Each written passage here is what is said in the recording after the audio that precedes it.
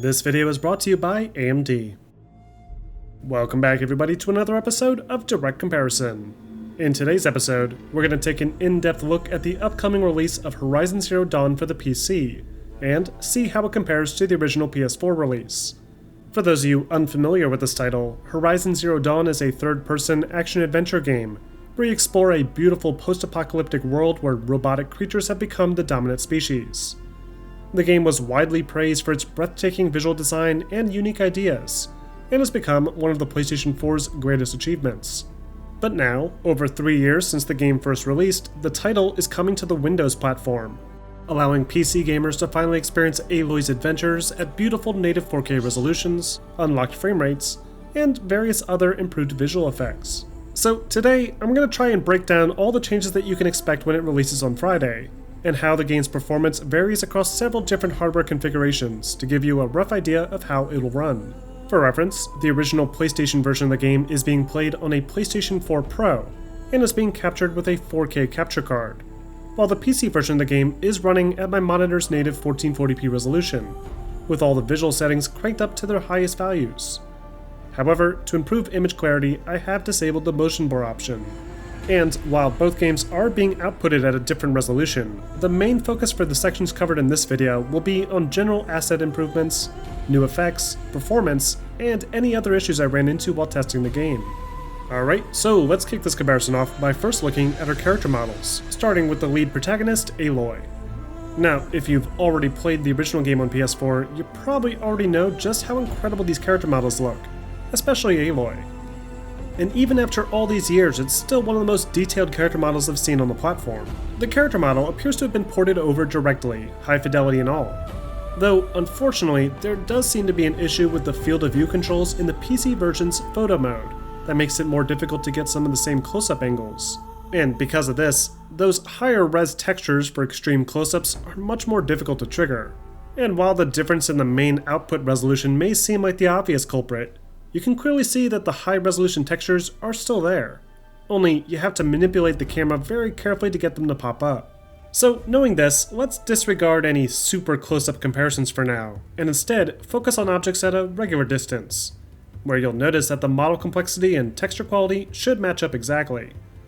This is both good and a bad thing, as there are a few models I was hoping would see an improvement on the PC, especially the robotic creatures, whose intricate details don't hold up as well when viewed more carefully. They're still great and creative designs, and because the game is played in third person, you'll pretty much never notice these muddy textures outside of the photo mode. But it would have been nice to see some newer, high-res texture maps thrown into this release of the game. Next, let's check out the environments. The environments in this game are gorgeous, with huge draw distances, dense foliage that reacts to both the player and the great wind simulation system, and some excellent high-resolution texture mapping applied to practically every surface. Everything from the rocks, the ground, and the trees all feature a ton of depth, and the PC version carries this all over great. Again, just like with the character models, there doesn't appear to be any new textures applied to any of the surfaces, and the amount of vegetation has not been increased in any noticeable way, but there has been some adjustments to the object draw distance. The game's draw distance, as I mentioned before, was already pretty decent, and I never noticed things like pop-in on the PS4 Pro version of the game. But with the PC, that distance was pushed out even further, allowing things like this yellow tightrope to appear from much further away. You'll also notice on a few distant surfaces like cliffs and boulders that new details are visible, and the other less appealing texture work that was on the ground before has also been touched up as well. Additionally, the PC version also features improved foliage animation, made possible by AMD's TressFX technology, that, in combination with the smoother frame rates, allows things like grass and Aloy's hair to move more believably, as opposed to the clusters of grass moving as single units like before. Next up, we have lighting. Now, here the difference is pretty negligible. I used the game's photo mode quite a bit to adjust the time of day settings to line up identical scenes, but the general lighting method used has not been changed. You'll still get that same great warm color tone, with harsh pink and reds during the sunrise and sunsets, along with that eerie blue and green tint at night underneath the moonlight. It's a highly stylized lighting design, and one that features a bit too much lens flare at times. But for the most part, it looks fantastic, and I absolutely love how the light will bounce off of certain surfaces realistically, and pass through others like tree leaves and clothing. One change that has been made to the lighting, though, is the improvements to the screen space reflections.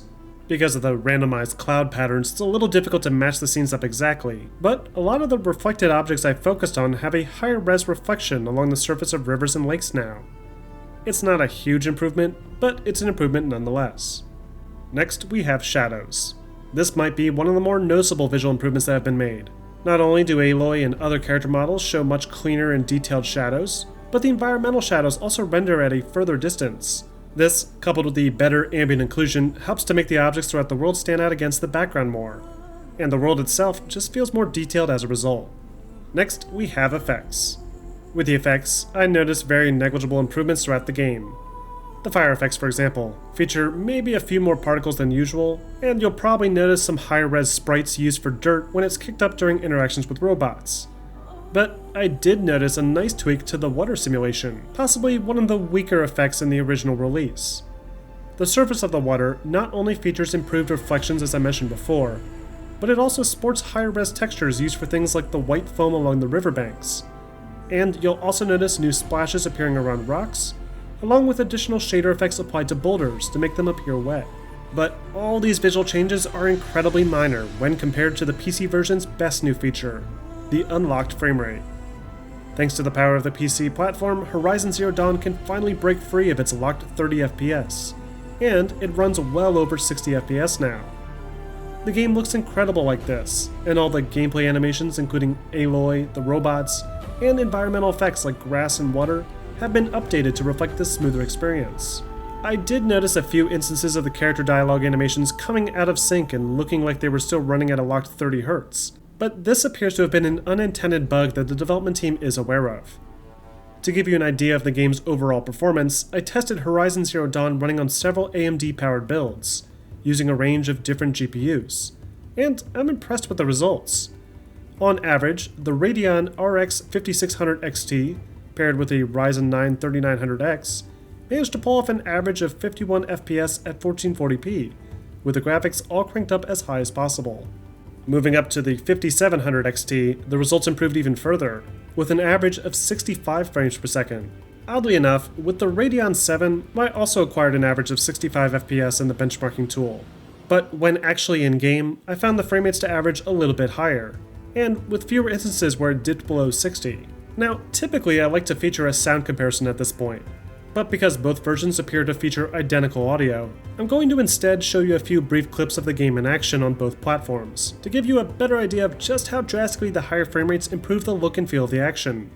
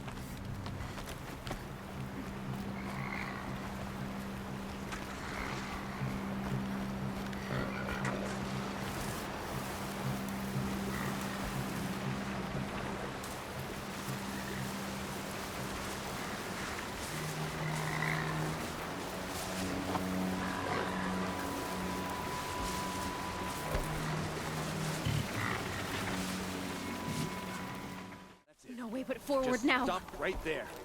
Just turn around. Who's in the lead? I can't see. Boss, we'll follow right behind. Come on now. Faster. Stop dragging.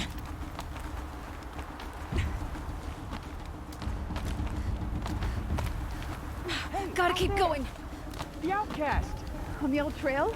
Is she crazy? Forward now. Stop right there. Just turn around and climb. Who's in the lead? I can't see. Boss, We'll follow right behind. Come on now. Faster. Stop dragging. Gotta keep going. The outcast! On the old trail? Is she crazy? Good. I'm gaining.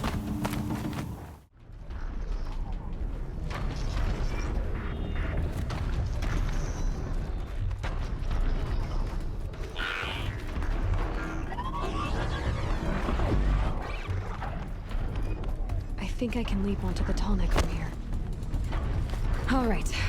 Now I just have to reach its head.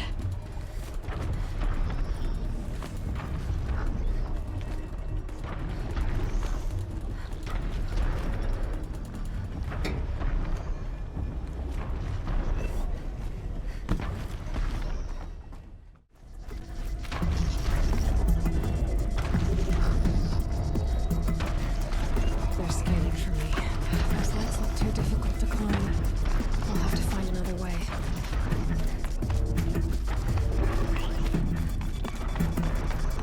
I should be able to jump onto the tall neck from here. Okay, time to climb up to its head.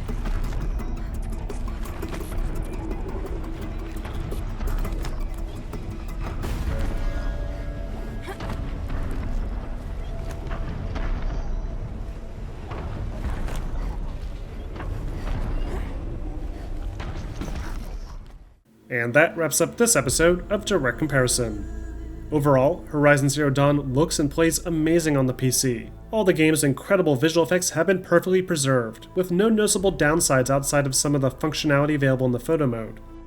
Character models look identical, environments are gorgeously detailed still, and the game's performance makes fighting robot dinosaurs even more immersive. There are a few nice improvements hidden throughout, like higher draw distances for objects and shadows, along with some improved water simulation. But these changes are nothing compared to that glorious jump to an unlocked frame rate. But what do you guys think? Are you impressed with the PC port of the game? Or were you expecting more? Let me know in the comments section. Now, if you're interested in playing Horizon Zero Dawn on PC and are looking to upgrade your PC to get it to play like you see here, be sure to check out AMD's Raise the Game offer, where you'll get a free code for both Godfall and World of Warcraft Shadowlands with the purchase of select AMD Radeon RX GPUs, including the RX 5700 XT and the RX 5600 XT that were both used to record footage throughout this video. If you want more details on this offer, be sure to check the link in the description below. And as always, don't forget to like and subscribe for more videos posted every week.